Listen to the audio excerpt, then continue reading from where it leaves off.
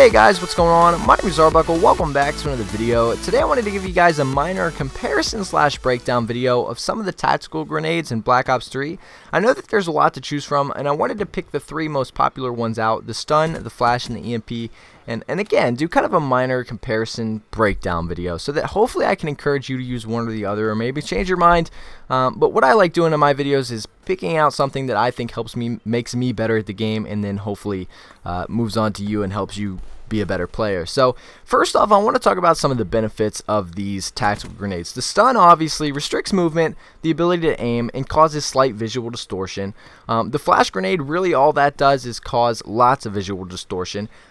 It does restrict a little bit of movement at the very beginning, but not enough to really make a difference. And then the EMP distorts the HUD for about 5 seconds.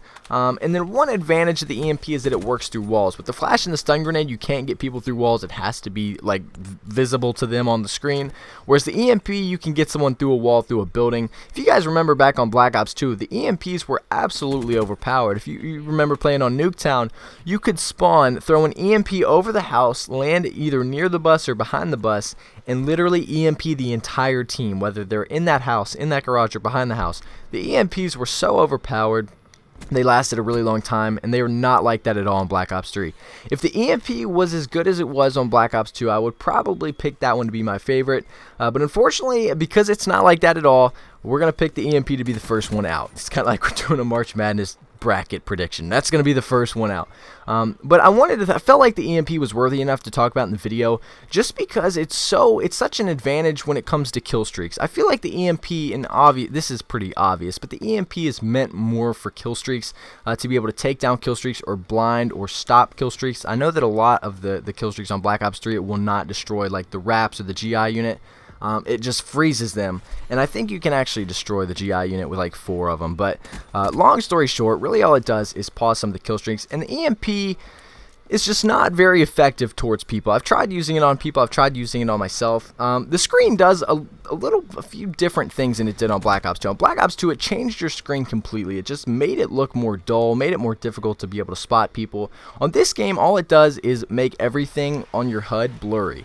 Or it like makes like squiggly lines, but everything else seems to be perfect. The only difference is if you have a UAV, you're obviously not going to be able to see where they're coming from or from. The advantage is that it only lasts 5 seconds. On Black Ops 2, I swear to God, it lasted 5 minutes. It was ridiculous. But again, the EMP is probably going to be the first one to go. Now let's look at the two best ones, the stun and the flash grenade. Everyone always wants to know which one should I use. First off, the stun does have a slight advantage. It does come out a little bit quicker than the flash. It's been like that for a really long time. I don't know why. Maybe because everyone thinks the flash has more of an advantage. I personally don't think so. Another advantage that the stun has is that it's not going to blow up in the air. The thing with the flash grenade is if you try to chuck that thing across the map, it's going to blow up in the air if you try to throw it too far. The stun grenade won't blow up until it hits the ground, which is a very, very good thing about that. Now, a lot of people just like to run stuns and flashes to be able to spot enemies like in a certain room. And it's funny because that's what they're originally made for, to throw in a room to see if someone's in there. That's not really what people use it for in Call of Duty. I tell you what, if you pay attention, people just run around and throw those things aimlessly, just trying to stun and flash people just to piss people off. But I think that the stun is probably a little bit better. The reason why, the flash grenade, all that does is restrict the ability to see, right? If you get hit with a flash grenade, if you know which general location you're at, you might be able to figure out how to get out of that. Say, for example, you're in a room and you get flashed. If you know where you got flashed from, if you saw where the guy in front of you or in the doorway in front of you threw a flash grenade in the room, you might be able to run to the right or run backwards to get out of that room. You're not going to be able to see anything, but you're going to be able to move fine. So if you can get a general idea in your head of where you're standing, you might be able to get away.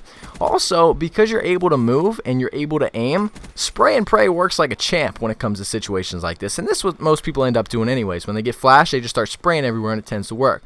The difference is, with the stun grenade, you can't move and you can't really aim. I mean, you really can't do anything. You're basically watching yourself die.